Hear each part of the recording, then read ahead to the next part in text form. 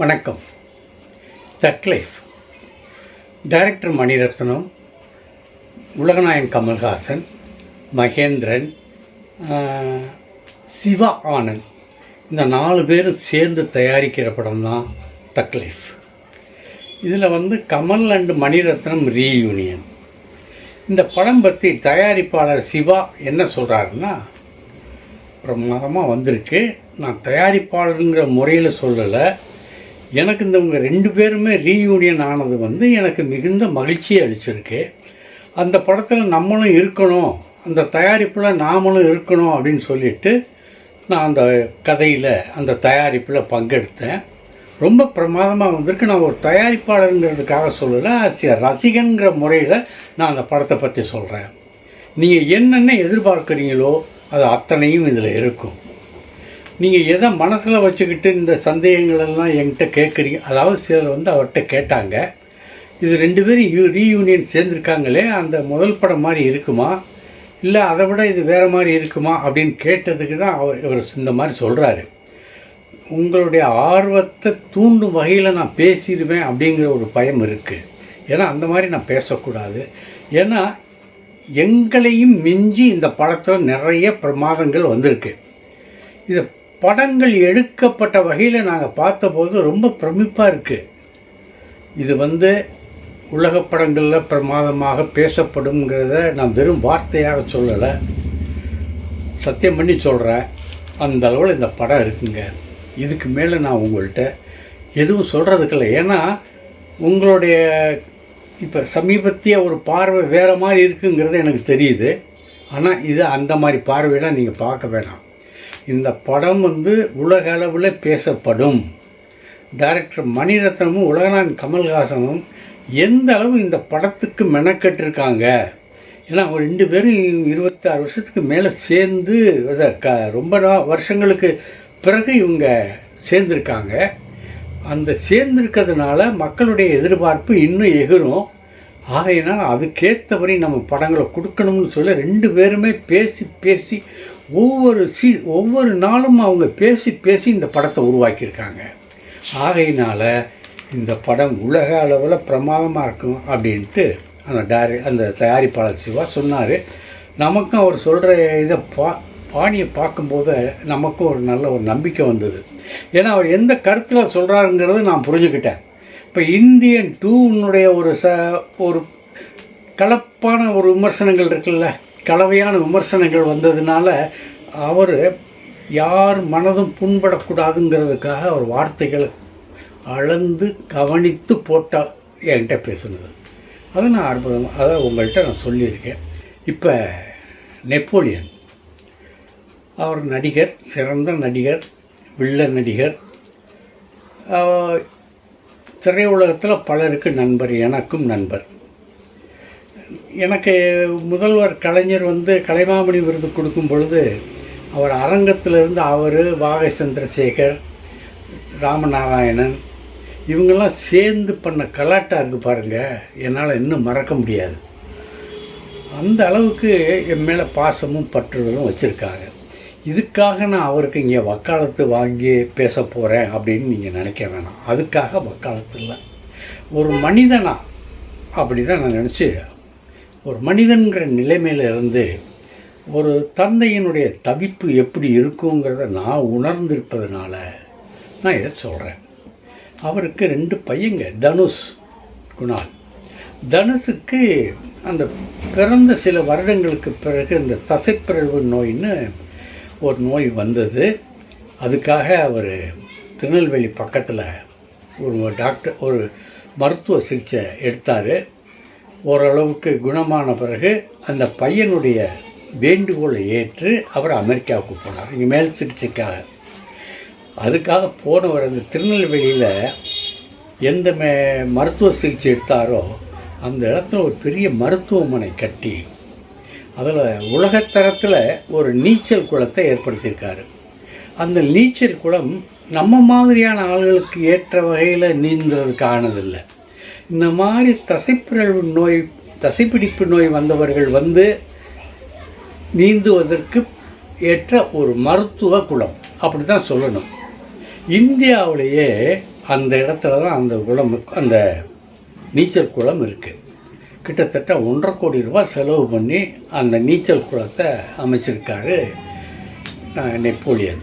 அதை ஏழைகளுக்கு உதவணும் அப்படிங்கிறதுக்காக அந்த சிறந்த அந்த ஒரு ஈகை உள்ளத்தோட அந்த ஆஸ்பத்திரியை பெருசாக கட்டி கொடுத்துட்டு அவர் அமெரிக்கா போயிட்டார்.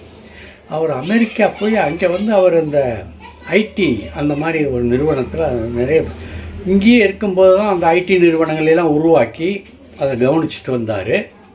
இந்த பையனுக்கு போக போக வீல் சேர் தான் வாழ்க்கைன்னு ஆகிப்போச்சு தனுஷுக்கு.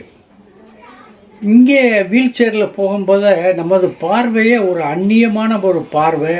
அது என்னன்னு தெரியல, நமக்கு இந்த மக்களுக்கு இது அடிப்படையே இருக்குது. ஒரு சாதாரணமாக ஒரு பார்வையற்றவனை பார்க்கும்போது நம்ம கிண்டலாக தான் பார்க்குறோம், கிண்டலாக தான் பேசுகிறோம். இந்த மனப்பான்மை எப்போ மாறப்போகுதுன்னு தெரியல.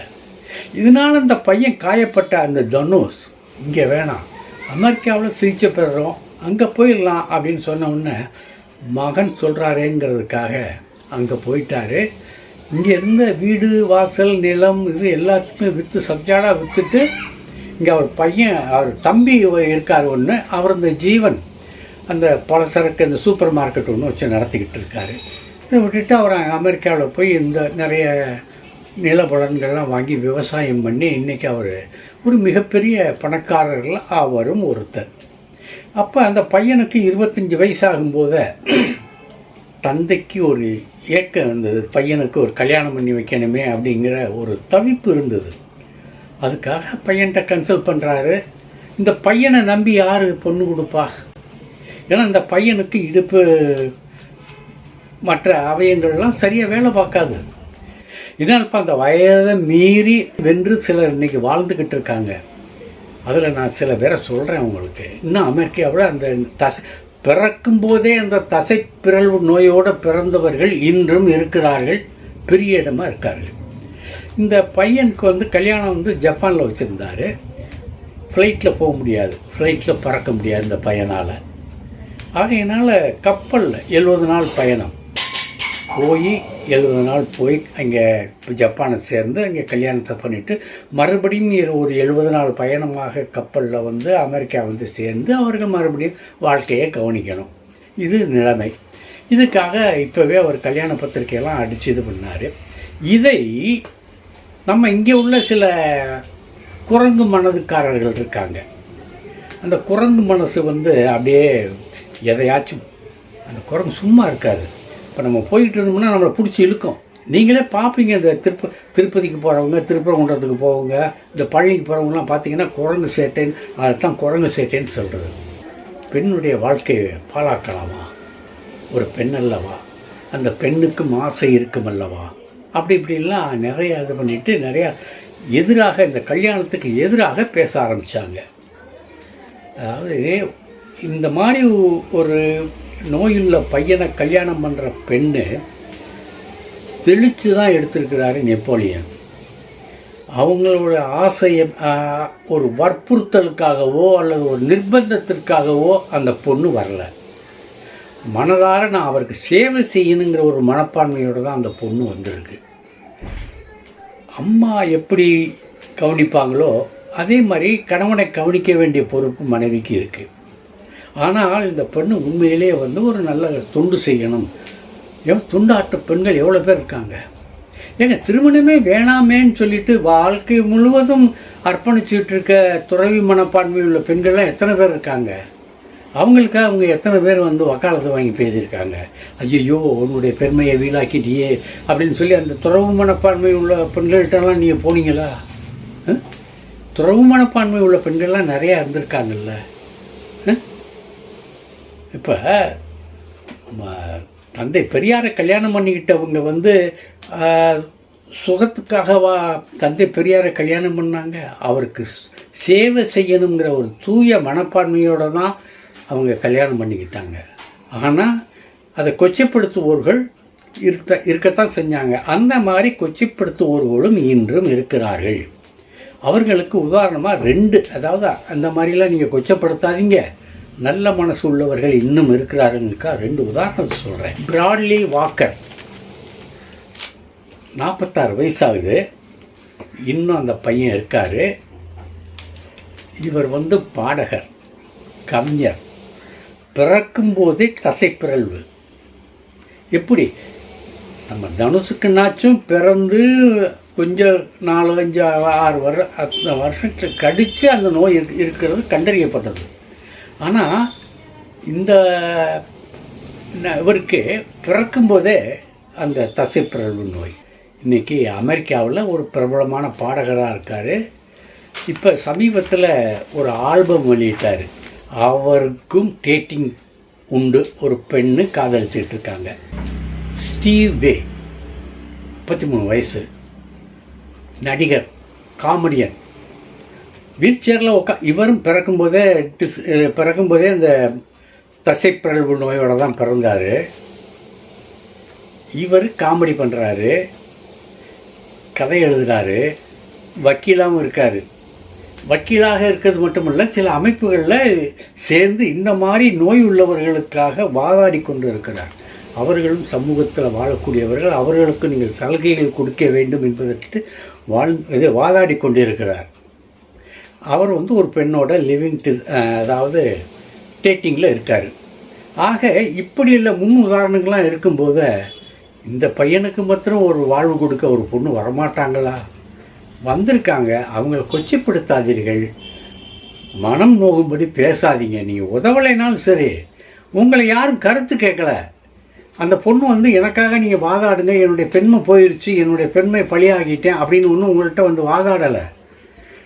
மனம் உவந்து, மனம் ஒப்பி அந்த திருமணத்துக்கு ஒத்துக்கொண்டு இன்னொரு தாயாக, தனுஷுக்கு இன்னொரு தாயாக விளங்கக்கூடிய வாய்ப்பை பெற்றிருக்கும் அந்த பெண்ணை குறை சொல்லாதீர்கள், குற்றம் சுமத்தாதீர்கள் என்று கேட்டுக்கொண்டு நாளை சந்திக்கிறேன். நன்றி.